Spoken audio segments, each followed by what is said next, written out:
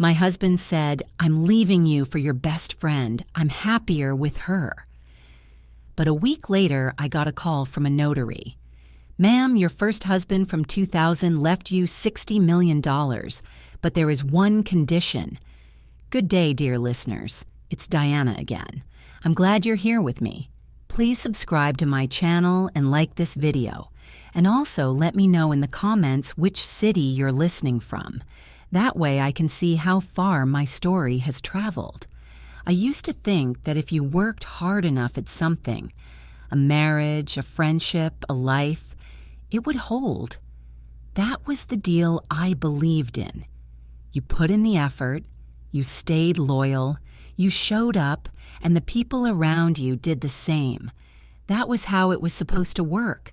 I was 42 years old before I learned, in the most brutal way possible, that some people never agreed to that deal at all. My name is Elizabeth Harper, Liz, to everyone who mattered. I lived in a 3-bedroom house on the north side of Chicago, the kind of neighborhood where people wave to each other from driveways and someone always brings a casserole when there's trouble. I had a job I was proud of. Senior compliance officer at a mid-sized financial firm downtown. I had a husband named Derek, 14 years of marriage, and I had a best friend named Candace Moore, who had been in my life for 22 years, since we were both broke and laughing in a shared apartment in Evanston. On the surface, things looked fine, more than fine. Derek had recently been promoted to regional sales director. We just refinished the kitchen. We had dinner parties. We went to Candace's birthday in October, and I gave a toast that made her cry. That was only 8 months before everything collapsed. But even then, if I'm honest with myself, the cracks were there. Derek had started coming home later, not dramatically late, just 30 minutes, 45 minutes past when he'd said he'd be there. Enough that I noticed, not enough that I felt I had the right to say something. He'd started going to the gym on Saturday mornings, which was new. He'd always hated the gym. When I teased him about it, he said his doctor had told him to get his cholesterol down. I believed him, because why wouldn't I? Candace had gotten quieter with me too. She used to call just to talk. About nothing. About everything. The way old friends do. Somewhere around February, the calls had thinned out. She was busy, she said. Work was intense. I understood. I had my own pressures. I didn't push. Then there were the small things that I filed away without knowing I was filing them. The night in March when I came home early from a work event and found Derek on the back porch, speaking quietly into his phone. He ended the call the moment he heard the door. "Client in Tokyo," he said, before I'd asked anything. I hadn't asked anything. The lunch I planned with Candace in April that she canceled an hour before, citing a migraine. But I saw her car. I knew her car. A pale blue Volvo with a dent on the rear bumper, parked outside a restaurant on Michigan Avenue that afternoon when I was walking back from a client meeting. I didn't stop. I told myself there were explanations. I was very good that spring at telling myself there were explanations. What I wasn't good at was sitting with the feeling that had settled into my chest like cold water. Something is wrong. Something is wrong, and you already know it, and you're choosing not to look. I looked away for 4 more months. It was a Tuesday in June when it ended. Not with a dramatic scene, not with evidence I'd uncovered or a confrontation I'd prepared for. It ended with Derek standing in our kitchen, the kitchen we'd just refinished, with the new subway tile I'd spent 3 weekends choosing, holding a mug of coffee and looking at me with an expression I can only describe as pre-rehearsed calm. "I need to tell you something," he said. I remember the light in the room, morning light coming through the window over the sink. I remember thinking that the kitchen looked beautiful and that I would probably never feel the same way about it again. "I've been seeing Candace," he said. I know there's no good way to say this, but I'm in love with her, Liz. I'm leaving. I'm happier with her." I didn't scream. I didn't throw the mug. I stood there, and the cold thing in my chest that I'd been ignoring for months spread out through my whole body until I felt like I was made of ice. "Candace," I said, just her name. "I'm sorry," Derek said. And then, because he was Derek and he always needed to justify himself, "I didn't plan it. These things happen. These things happen. 22 years of friendship, 14 years of marriage, and these things happen." He moved out 3 days later. Candace never called. Not an apology, not an explanation, not even the dignity of a text message. The woman I had toasted at her birthday, the woman I had called my sister in every way that mattered, she simply disappeared from my life, like smoke, taking my husband with her. I sat in the house I'd made into a home and tried to figure out who I was without the two people I had trusted most in the world. I was still trying to figure that out when my phone rang 7 days later and everything changed again. The call came on a Wednesday morning. I remember because I had taken the week off work. The first time in 11 years I had used personal days for something other than a vacation. I was sitting at the kitchen table in yesterday's clothes, drinking coffee I'd made 3 hours ago and forgotten to drink, staring at the legal pad where I'd started writing down questions for a divorce attorney. The number was unfamiliar, Chicago area code, but not a contact in my phone. "Ms. Harper." The voice was precise, professional, older. "This is Gerald Whitman. I'm a probate attorney with Whitman and Associates. I'm reaching out regarding the estate of Jacob Ellison." I put down my cold coffee. Jake. The name hit me somewhere behind the sternum. Jacob Ellison had been my first husband. We'd married young. I was 26, he was 29, and divorced 5 years later. Not in anger, but in the quiet, sad recognition that we had grown into different people and wanted different things. Jake had moved to Portland, started a technology company, and we had lost touch gradually and without malice. I'd heard through mutual friends years ago that his company had done well. I hadn't heard anything since. "Jake passed away?" I asked. "Yes, ma'am, 6 weeks ago. Pancreatic cancer.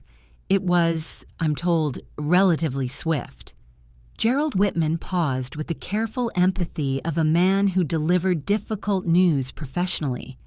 He passed without immediate family. He never remarried. He had no children. He updated his will approximately 18 months ago. I waited. "Ms. Harper, Mr. Ellison has designated you as the primary beneficiary of his estate. The total value, including liquidated assets, real property, and investment holdings, comes to approximately $60 million. The kitchen was very quiet. Outside, a neighbor's sprinkler was running. Somewhere down the block, a dog was barking at nothing. "I'm sorry," I said. "Could you repeat that?" He repeated it. $60 million. Jake, who used to eat cereal for dinner because we couldn't afford much else, who drove a car held together largely by optimism, had built something worth $60 million and had decided to leave it to me. "There is one condition," Gerald Whitman said, and something in his tone made me reach for the legal pad. "Mr. Ellison's will specifies that the inheritance is contingent upon your being legally unmarried at the time of the estate transfer. His language in the document is quite specific. He wanted the funds to go to you as an individual, not to a marital household. The transfer must be completed within 6 months of today's date. If you remain legally married at the point of transfer, the money reverts to a list of charitable organizations Mr. Ellison specified." I looked at the legal pad in front of me. At the top of the page, I had written, "Questions for divorce attorney." For the first time in 7 days, I felt something other than grief. I couldn't name it precisely. It wasn't happiness. It was closer to the feeling you get when you're lost and you suddenly recognize a landmark, the return of direction. Derek had left me. He had left me for my best friend. He had told me, standing in my kitchen, that he was happier with her. He had taken, without asking, 14 years of my loyalty, my partnership, my investment in a shared life, and he had handed it to a woman who had smiled at me across dinner tables while lying to my face for months. And now, through the strangest arithmetic of fate, the fastest path to $60 million ran directly through the divorce papers he'd already made necessary. I called my sister, Renata, that afternoon. She drove over from Oak Park and sat with me while I explained everything. The call from Whitman, the condition, all of it. Renata was 3 years older than me and had the useful quality of becoming very calm in proportion to how dramatic a situation was. "So, Derek leaving you," she said slowly, "accidentally set you up to inherit $60 million. If I finalize the divorce before the 6-month window closes, yes." Renata was quiet for a moment. Then, "Don't tell Derek." It was the right instinct, and I knew it immediately. Derek didn't know about Jake. I'd never spoken much about my first marriage, and Derek had never asked with any real curiosity. As far as Derek was concerned, he had left me for Candace, and I was the one sitting in a house in Lincoln Square trying to reassemble my life. He had no reason to think otherwise. I needed to keep it that way. The next morning, I called Gerald Whitman and confirmed I intended to comply with the condition. Then I called a divorce attorney, not the one I'd been researching vaguely before all this, but a specific name Renata gave me, Patricia Nguyen, who had a reputation for being thorough, fast, and impossible to rattle. Patricia and I met in her office on Friday. She had short silver hair and the kind of stillness that suggested she had heard every variety of human disaster. I told her the full situation, the marriage, the betrayal, and the inheritance and its condition. I asked her to keep the inheritance out of any documentation related to the divorce. It was not relevant to our proceedings, and Derek had no legal claim to Jake's estate, regardless of marital status. The question was purely about the transfer condition. Patricia confirmed this, made several notes, and told me she could move the process efficiently. Illinois requires a 60-day waiting period after filing, she told me. We file this week. We can potentially finalize in under 3 months, well within your 6-month window. 3 months. I could do 3 months. What I didn't account for was how many things could change in 3 months, how many things could go wrong, and how 2 people who had already proven they were capable of extraordinary betrayal might, if they discovered what was at stake, prove capable of something worse. Patricia filed the divorce petition on a Thursday, 11 days after Derek had left. Under Illinois law, I was the petitioner. Derek was the respondent. The grounds were irreconcilable differences, which was both legally accurate and the greatest understatement of my adult life. The papers were served to Derek at the apartment he'd moved into in Wicker Park. I learned the address from the return on a piece of forwarded mail, by a process server on a Monday morning. Patricia had warned me this might provoke a reaction. She was right. Derek called me that same afternoon. "You're moving fast," he said. There was something careful in his voice, measuring, not angry, not guilty, calculating. "We both know the marriage is over," I said. "I'd like to handle this cleanly." "Cleanly," he repeated. "Liz, we haven't even talked.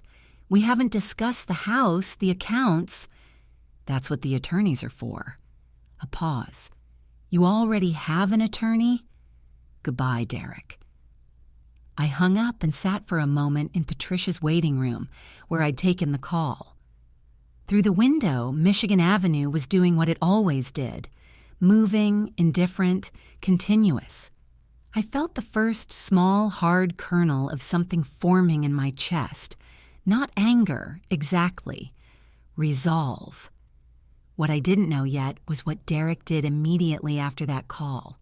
I found out 3 weeks later from a source I hadn't expected. Marcus Webb had been Derek's college roommate, and over the years had become a peripheral figure in our social orbit. Someone we saw at holiday parties, someone who sent Christmas cards, someone I had always found mildly unpleasant in the specific way of men who think honesty is the same as cruelty. Marcus and Derek had drifted somewhat in recent years. What I hadn't known was that Marcus had also, quietly, developed a dislike of Derek. Something about a business deal gone wrong, money borrowed and never repaid. Marcus called me on a Tuesday evening. I debated whether to call. He said by way of opening, "I'm calling." He told me that Derek had reached out to him the day the divorce papers were served. Derek was looking for information. Specifically, he'd heard something vague about a probate matter related to my name, something that had apparently surfaced through a mutual acquaintance who worked at a downtown law firm. Derek wanted to know if Marcus knew anything about my financial situation, whether I had come into money, whether there was something Derek should know before the divorce was finalized. I kept my voice even. "What did you tell him?" "I said I didn't know anything," Marcus said, which was true. "I'm calling because it seemed like something you should know." After I hung up, I sat in my car in the parking garage under my office building and let myself feel, for exactly 5 minutes, the full weight of what Derek was doing. He was fishing. He didn't know about Jake's estate, not specifically, not yet. But something had reached him, some fragment, and he was trying to triangulate what it meant before the divorce was finalized. The question was, how much time did I have before he found the answer? But Marcus's call wasn't even the most significant thing that happened that week. On Thursday, I drove to Candace's apartment building in Roscoe Village. I want to be clear, I hadn't planned anything dramatic. I had driven past it, if I'm honest, because I was still in the phase of grief where you orbit the wreckage. I parked across the street with my coffee and sat there feeling sorry for myself, which was allowed, and then I saw something that reordered everything I thought I understood. Derek's car. His silver Audi, the license plate I knew as well as my own face, was parked in front of Candace's building. This alone was not surprising. He was living with her, or nearly so. What was surprising was the second person. A man I didn't recognize was buzzed into the building while I watched. 20 minutes later, Derek came downstairs with him. They stood on the sidewalk, speaking intently. Derek handed the man an envelope. The man, middle-aged, professional-looking, carrying a leather folio, looked at the envelope, nodded, and walked to a car parked around the corner. Something about the transaction made my skin prickle. I took a photograph with my phone. It was instinct, not strategy, in that moment. When I described what I'd seen to Patricia the following morning, her expression shifted. "Can you read the license plate in the photograph?" she asked. I could, partially. Patricia's paralegal ran it within a day. The car was registered to a man named Thomas Croy, who operated a small firm offering, among other services, private investigation and asset research. Derek had hired a private investigator to look into my finances. Patricia placed her pen very carefully on her notepad. "They're looking for the estate," she said. "Can they find it?" "Probate filings are public record in Illinois," she said. "If they search under your name, they'll find it eventually. The question is how quickly." She looked at me. "We need to accelerate." This was the moment I understood that I was no longer simply going through a divorce. I was in a race with $60 million at the finish line against two people who had already demonstrated they had no ceiling on what they were willing to do. The question was whether I had found that out in time. Patricia moved on two fronts simultaneously. The first was procedural. She filed a motion to expedite, citing documented evidence that the respondent was actively investigating the petitioner's financial affairs through a third-party investigator during ongoing divorce proceedings, which represented a potential bad faith effort to influence the settlement. It was a legitimate motion. Thomas Croy's involvement, captured in my photograph and confirmed through the plate search, gave us standing. The judge assigned to our case, a no-nonsense woman named Judge Adaora Finley, agreed to advance the timeline. The second front was protective. Patricia contacted Gerald Whitman and advised him that the petitioner had reason to believe the divorce proceedings might be subject to interference. Whitman noted the communication and confirmed that under the terms of Jake's will, any legal dispute initiated by the petitioner's estranged spouse to delay or complicate the divorce with the intent of disrupting the inheritance transfer would be documented and could be submitted to the probate court as evidence of coercion. In other words, if Derek tried to slow down the divorce to blow past my 6-month window, it would be on record. I felt, for the first time since this had started, that I was not simply reacting. I was building something. It lasted 11 days before Derek and Candace came to my door. It was a Saturday evening in September. I had just come in from a walk. I had started walking in the evenings, long routes through the neighborhood, because movement helped me think. I heard the knock and looked through the peephole and felt my stomach drop, the way it does when you've prepared for something and the preparation suddenly has to become real. Derek stood on my porch. Candace stood slightly behind him, and to the left, in the specific geometry of someone who wants to look like they belong somewhere, but knows they don't. I opened the door. "We need to talk," Derek said. "You could have called Patricia." "This isn't about the attorneys." His jaw was tight. He had the look of a man who had rehearsed something. "We know about the estate, Liz." I kept my face still. This was the moment I had known was coming. "I don't know what you're referring to," I said. "Jake Ellison's estate," Candace said. She stepped forward, and I saw something in her face, something hot and righteous, the expression of a person who has decided that wanting something very badly is the same as deserving it. $60 million. We know about the condition. They were in my doorway. I had not invited them in. I kept my hand on the doorframe. "If you have legal concerns," I said, "have your attorney contact Patricia." "The divorce isn't final," Derek said. "We're still legally married. That means we go through this together." "It doesn't mean that," I said. "Speak to an attorney." "Liz." His voice shifted then, softer and somehow more threatening for it. "Think about what you're doing. We had 14 years. I made a mistake. People make mistakes. This doesn't have to be a war." "I agree," I said. "It doesn't have to be. But you hired a private investigator to search my financial records during our divorce proceedings. That's documented." I paused. "Are we done?" It was Candace who broke first. "You always thought you were so much better than everyone," she said. The rehearsed civility was gone. Her voice was sharp and ugly. "Jake left that money to you because he felt guilty. You didn't earn it. You don't deserve it any more than—" "Candace."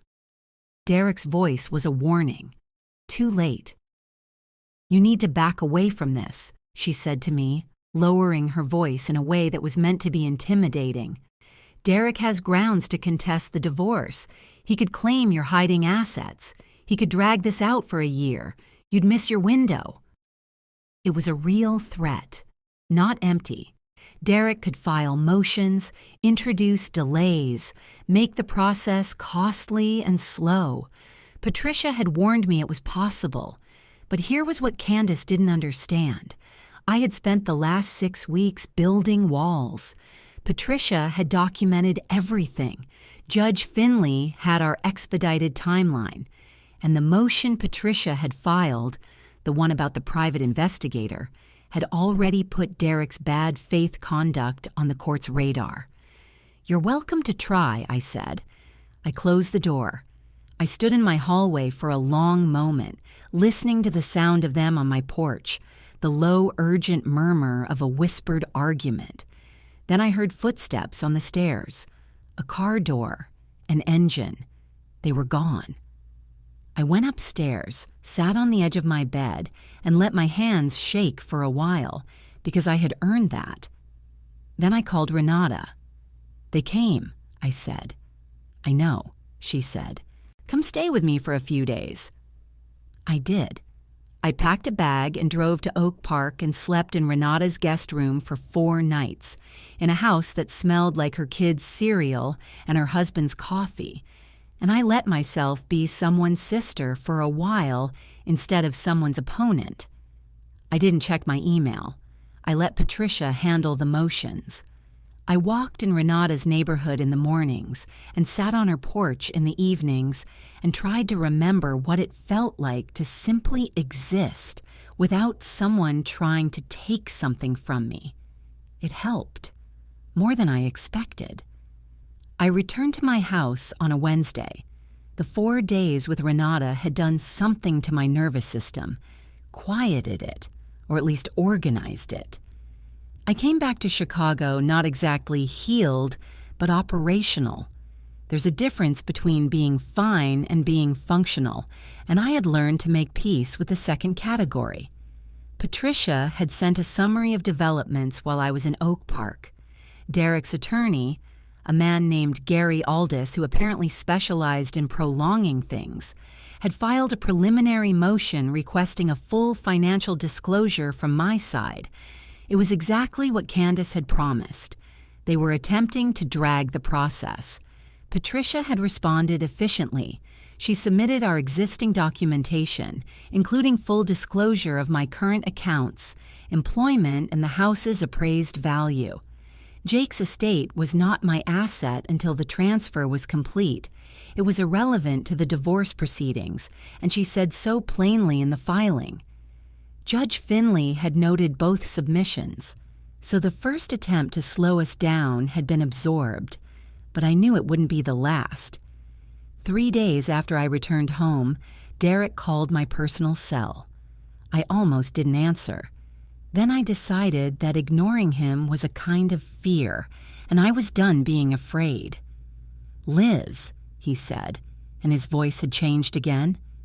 Not the calculating tone from the doorstep, not the practiced softness. Something more careful. "I've been thinking. I owe you an apology, a real one. Not in the middle of a legal situation. I mean it." I sat at the kitchen table with my coffee and listened. "I handled everything badly," he said. "The way I told you, leaving the way I did. I think I had some kind of crisis, honestly.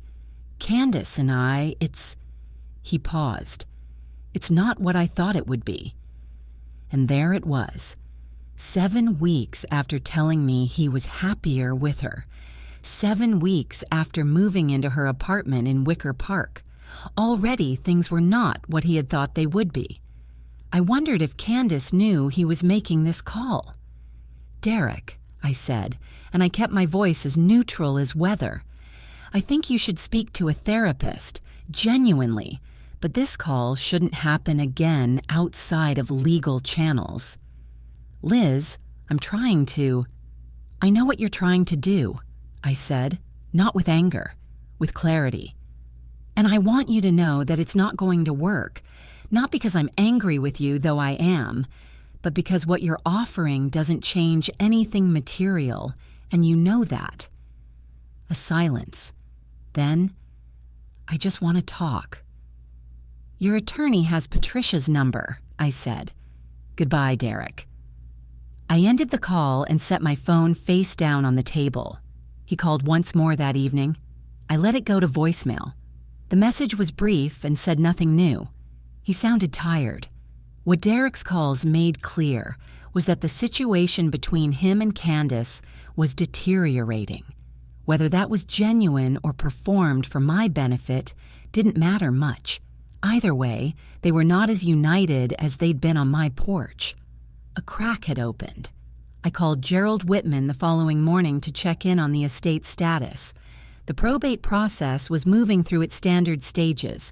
He expected the estate to be ready for transfer in approximately 4 months, which aligned well with Patricia's expedited divorce timeline. "Are you holding up all right, Miss Harper?" he asked, in the way of a man who had watched many people navigate grief and money simultaneously and knew they were a hard combination. "I'm getting there," I said. I was too. Slowly. That week, I had lunch with 3 women from my office who had reached out after word of the separation had filtered through, the way these things do, quietly and then all at once.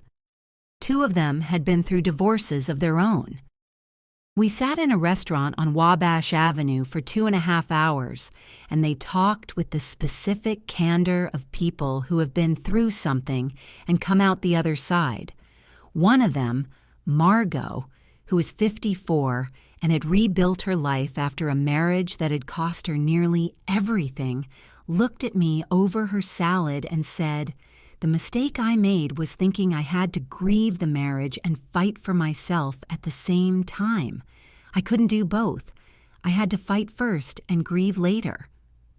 I wrote that down when I got back to my office. I put it on a sticky note on my monitor. Fight first, grieve later. On Friday, I also called the one therapist I'd seen briefly in my 30s, Dr. Ann Marsh, and made an appointment.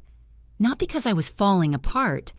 I wasn't, or not in the way I feared, but because I had learned enough in the past weeks to know that the kind of clarity I needed to sustain wasn't something I could manufacture alone. Dr. Marsh saw me on Saturday morning. We talked for 50 minutes. At the end, she said simply, "You're doing better than you think you are." I believed her. The following Tuesday, Candace sent me a message. Not a call, a text. 6 words. "Can we please just talk? Lunch?" I stared at it for a long time. I thought about everything I knew. The private investigator, the threat on my porch, Derek's attempts to delay the divorce. I thought about Margot's advice. I thought about what just talk meant when it was coming from someone who had already demonstrated what they were willing to do.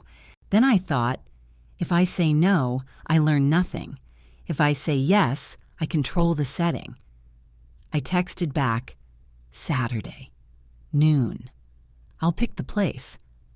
I chose a restaurant in River North, public, well-lit, the kind of place where people are visible and loud enough that you can't conduct a scene.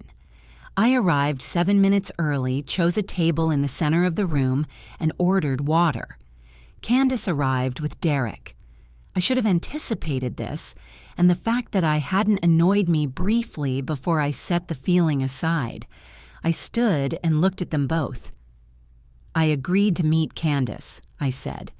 "I'm just here to talk," Derek said, with his hands slightly open in the gesture men use when they want to appear harmless. "Please." I sat. They sat. The first 15 minutes were performance. Candace spoke carefully with the cadence of someone who had prepared remarks. She was sorry deeply for the way things had happened. She wanted me to know that she valued what we'd had, that she knew she'd broken something that couldn't be fixed, but that she hoped, in time, we could find some way to— "What do you want, Candace?" I said. She paused, looked at Derek. "We want to talk about the estate," Derek said, reasonably, like adults. "Jake's estate has nothing to do with our divorce," I said, legally or otherwise. Come on, Liz. His voice went warm, cajoling. $60 million. You're going to sit there and tell me that the 14 years we built together, the life we built together, means nothing in that context. I'm not trying to take anything from you. I'm asking for a conversation about what's fair. What's fair? Two people who had spent months deceiving me, who had hired a private investigator to search my finances, who had stood on my porch and threatened me, sitting across from me in a restaurant using the word fair. The divorce proceedings are the appropriate place for questions about what's fair, I said. Patricia is available. Patricia is running up billable hours and poisoning the process, Derek said, and the warmth was fraying now at the edges. I'm your husband. We can handle this without... Were, I said. You were my husband. Past tense. The day you stood in our kitchen and told me you were leaving, that became past tense. Candace leaned forward. Liz. Her voice had changed, too. The practiced sympathy gone. Something more direct underneath. You know the probate timeline can be complicated. Gerald Whitman's office is going to have to navigate several competing legal questions. If there were, say, a formal dispute about assets filed by Derek's attorney, that could create delays in the probate review. It could push everything past your 6-month window. There it was. She had just told me, with her careful professional vocabulary, that they intended to file something. A legal action, a dispute, a challenge, whatever their attorney could construct, for the sole purpose of causing delays. It wasn't subtle. She'd stopped pretending it was.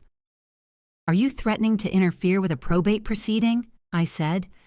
I'm explaining the complexity of the situation, Candace said. Her eyes didn't move from mine. I looked at them both.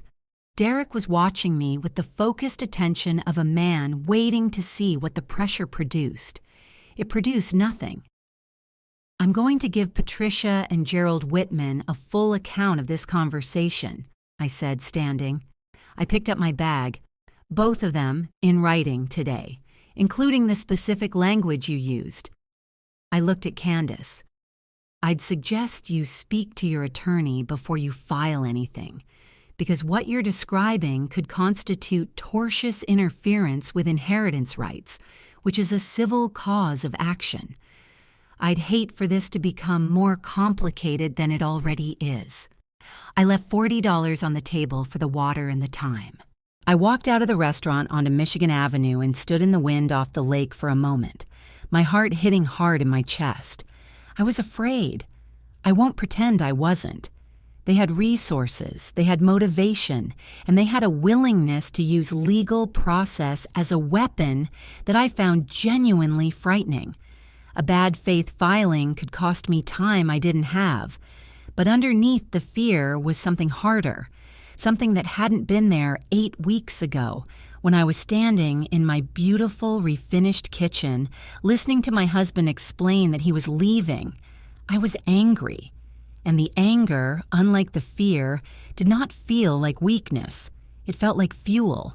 It told me what I needed to do, and it told me I was going to do it. I called Patricia from the sidewalk. I need you to prepare a preemptive motion, I said, and I need you to contact Gerald Whitman's office today. Judge Finley's courtroom was on the 14th floor of the Daly Center, with windows that looked north toward the river and the gray weight of a November sky. I arrived 30 minutes early with Patricia and sat in the hallway outside the courtroom on a wooden bench, going over the documents one more time, not because I needed to, but because the act of reviewing them gave my hands something to do. This was the hearing on competing motions. Derek's attorney, Gary Aldis, had filed what he'd described as a motion for equitable consideration of newly identified assets, which was the formal construction for what Candace had threatened at lunch, a legal challenge designed to inject the estate into the divorce proceedings and, in the process, create delays. Patricia had filed a counter motion seeking to strike the filing as procedurally improper and submitted in bad faith. Judge Finley had agreed to hear both. What Gary Aldis did not know, what Derek and Candace did not know, was what Patricia had prepared alongside the counter motion. Over the previous 3 weeks, I had documented everything. The call from Marcus Webb about the private investigator, my photograph of Derek and Thomas Croy on the sidewalk outside Candace's building, Patricia's paralegal's research confirming Croy's registration and firm, a written account, prepared the same day it happened, of the lunch at the River North restaurant, including Candace's specific language about delaying the probate review, a recording — Illinois is a one-party consent state — of the portion of the lunch where Candace had described the mechanism of interference. Patricia had organized these into a consolidated exhibit package. The hearing began at 10 a.m. Gary Aldis was a large man with the self-assurance of someone who had won by attrition many times before. He opened by characterizing his motion as a simple matter of equity. His client and the petitioner shared 14 years of marital history and the sudden emergence of a substantial inheritance, the existence of which had been concealed from the respondent, represented a material change of circumstances that warranted judicial consideration. Judge Finley listened without expression. "Counsel," she said when he paused, "the inheritance in question does not transfer until after the divorce is finalized. It is not a marital asset. On what legal basis are you asking this court to consider it?" Aldis pivoted. He argued that there was reason to believe the petitioner had been aware of the estate prior to filing and had deliberately accelerated the divorce process to protect assets that ought to be subject to equitable division. "Do you have documentation of that awareness prior to filing?" the judge asked. Aldis indicated that this was what the motion was designed to establish, that discovery would be required. "You're asking me to delay a proceeding in order to conduct discovery in support of a theory that would still require you to demonstrate a legal basis that does not currently exist," Judge Finley said. "Let me hear from the petitioner's counsel." Patricia stood. She was precise, unhurried, and relentless. She established, first, the timeline. The estate notification had come after filing. She established, second, the legal irrelevance. Jake's estate was a bequest to me personally, conditioned on my individual marital status, not a marital asset subject to division. She established, third, the bad faith. And here she walked the judge through the exhibits: Thomas Croy, the photograph, the registration, the lunch at the restaurant, the written account, and then, without drama, she submitted the recording. Derek's chair shifted audibly. Aldis put down his pen. The recording was 2 minutes and 14 seconds. Judge Finley listened to it on a device at the bench with a small earpiece. When she removed the earpiece, she looked at the respondent's side of the courtroom with an expression of particular stillness. "Ms. Moore is not a party to this proceeding," she said, "but the conversation documented here indicates a coordinated effort to use legal process as a delay mechanism with the explicit purpose of interfering with the petitioner's inheritance.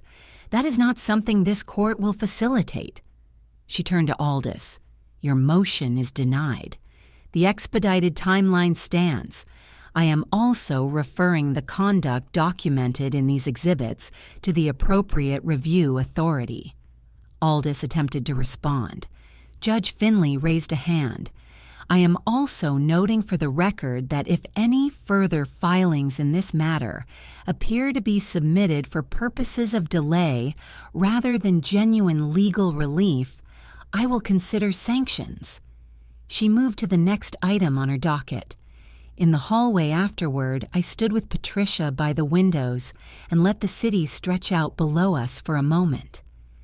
"That's the end of their interference," Patricia said. She was not a woman who celebrated, but there was something dry and satisfied in her voice. "Are you certain?" "With a judge's referral on the record, Aldis will drop this immediately. He has a reputation to protect." She closed her folio. "Finley will have the final papers ready for signature within 6 weeks." I looked out at the November sky. During the hearing, I had watched Derek from across the courtroom. He had come in looking like himself, composed, certain of his own reasonableness. Somewhere in the middle of Patricia's submission, the certainty had gone out of him. I watched him listen to those 2 minutes and 14 seconds of his girlfriend's voice describing their plan for manipulating a probate timeline, and I watched the exact moment he understood that it was over. He didn't look at me when it was done. He spoke to Aldis in a low voice for a moment, then walked out of the courtroom ahead of everyone quickly, as if moving fast enough might leave the morning behind him. It couldn't. The divorce was finalized on a Tuesday in December, 43 days after the hearing. Patricia and I sat on opposite sides of a conference table at her office while the documents were signed, witnessed, and notarized. It took less than an hour. Derek had agreed through Aldis, who had indeed dropped every pending motion the week after Judge Finley's referral, to the standard terms.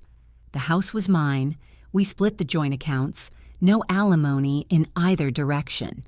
He asked for nothing exceptional. He was no longer in a position to. When the last signature was dry, Patricia handed me a copy of the final decree. "Congratulations," she said, in a tone that was entirely sincere and not at all performative.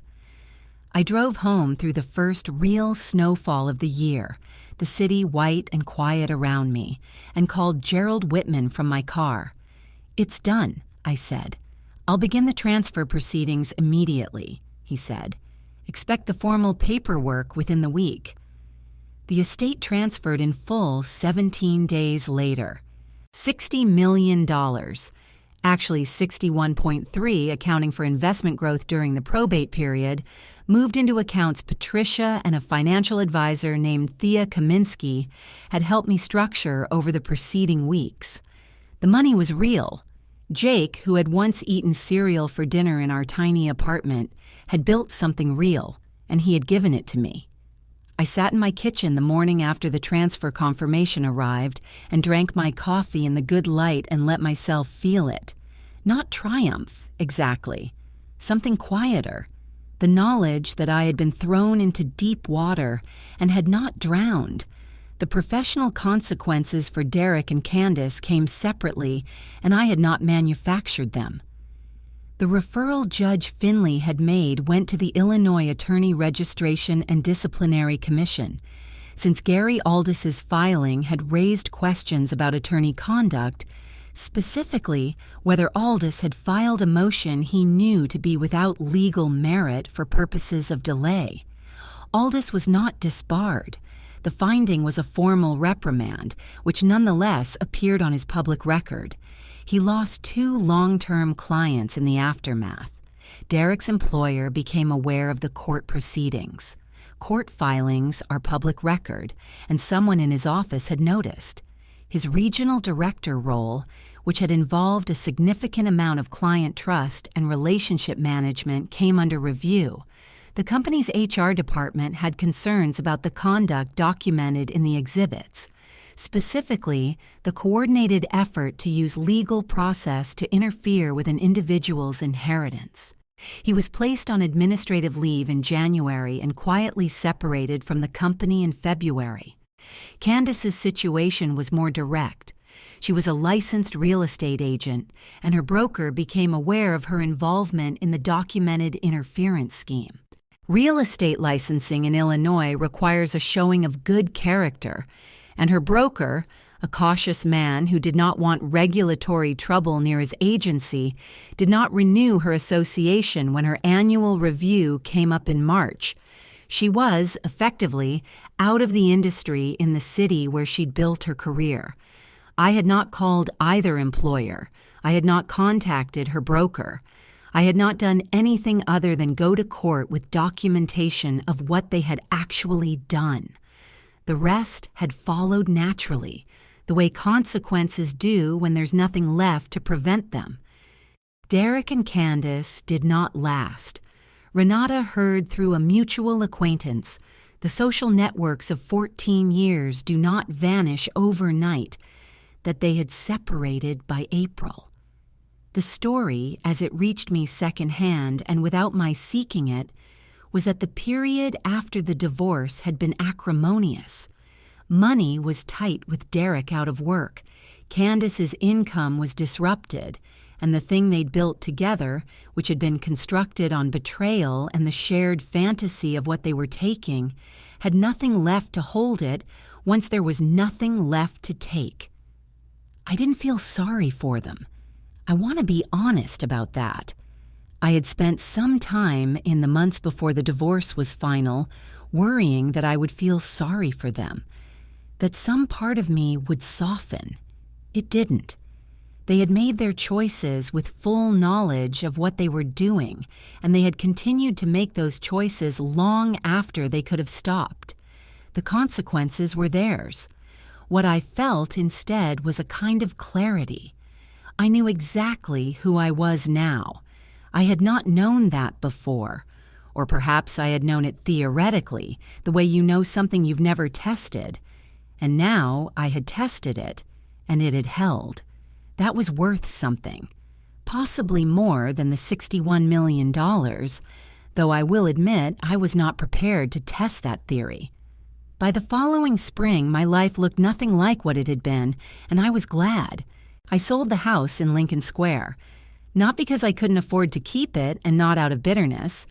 It was a good house and I had made it one, but because it was the house of a life that was finished, and I had decided I was not a person who kept things past their purpose. I sold it in March for a good price and moved into a 2-bedroom apartment in the West Loop with high ceilings and a view of the city that I genuinely loved waking up to. Thea Kaminsky, the financial advisor Patricia had recommended, helped me build a plan for the estate.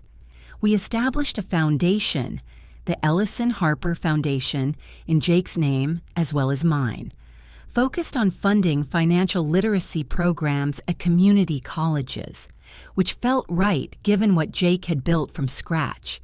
A portion went into long-term investments. A portion went to Renata's family in the form of a trust for her children's education, because she had driven over from Oak Park and sat with me when I had nowhere else to turn, and that is not something you forget.